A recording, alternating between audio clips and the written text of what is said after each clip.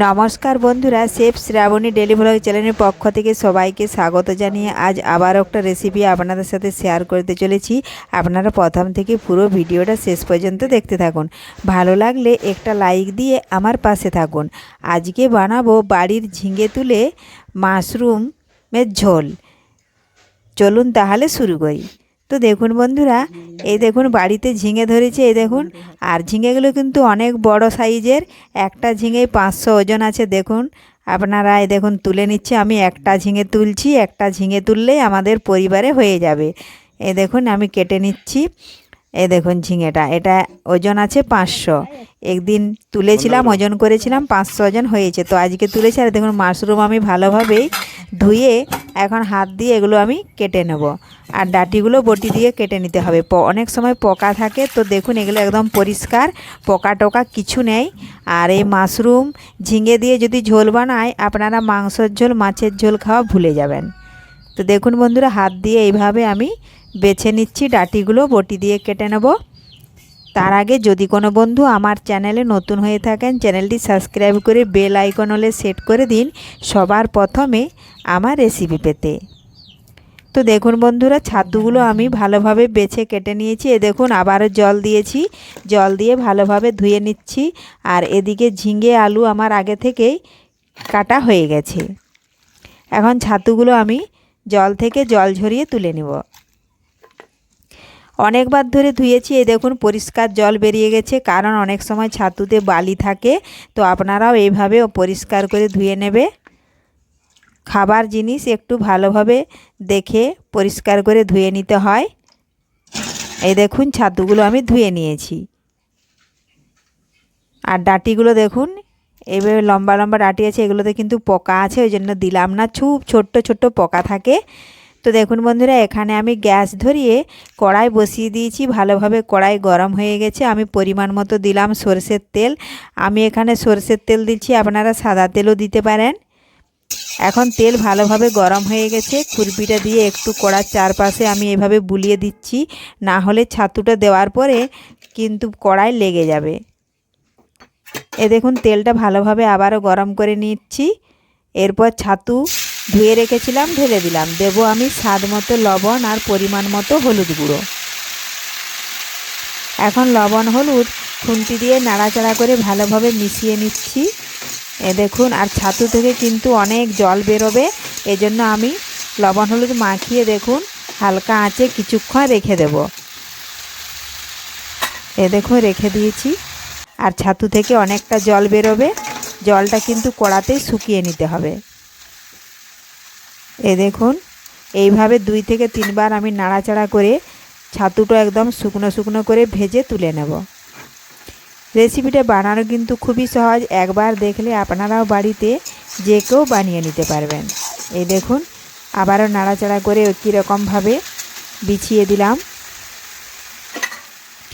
আর এদিকে আমি মশলাটা তখনকে বেটে নিয়ে দেখুন আদা নিয়েছি, জিরে নিয়েছি, এলাচ, দারচিনি, গোলমরিচ আর কয়েক কোয়া রসুন নিয়েছি।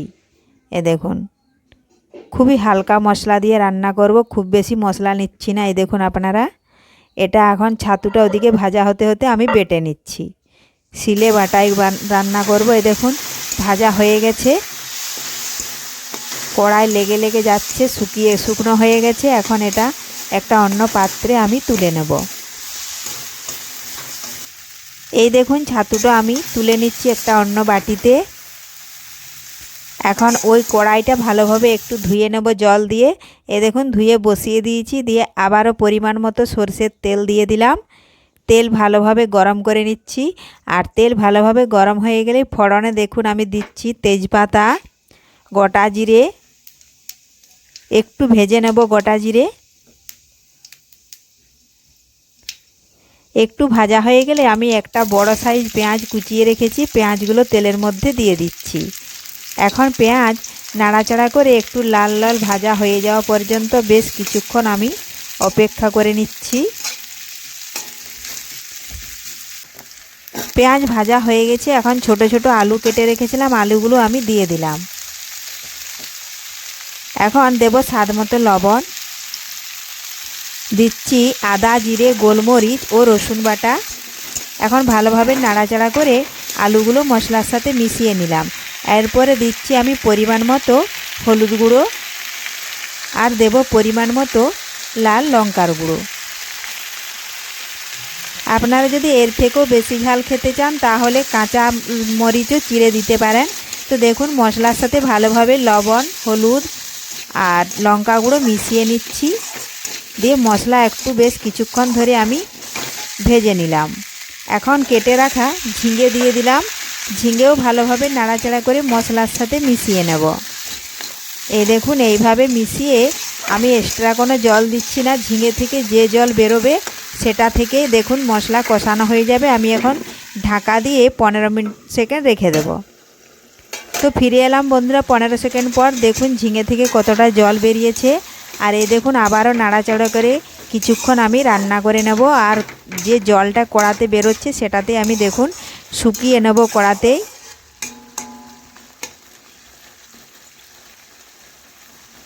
এই দেখুন এইভাবে আমি আবারও কিছুক্ষণ ঢাকা দিয়ে দেব, তাহলে আলু অনেকটাই সেদ্ধ হয়ে যাবে।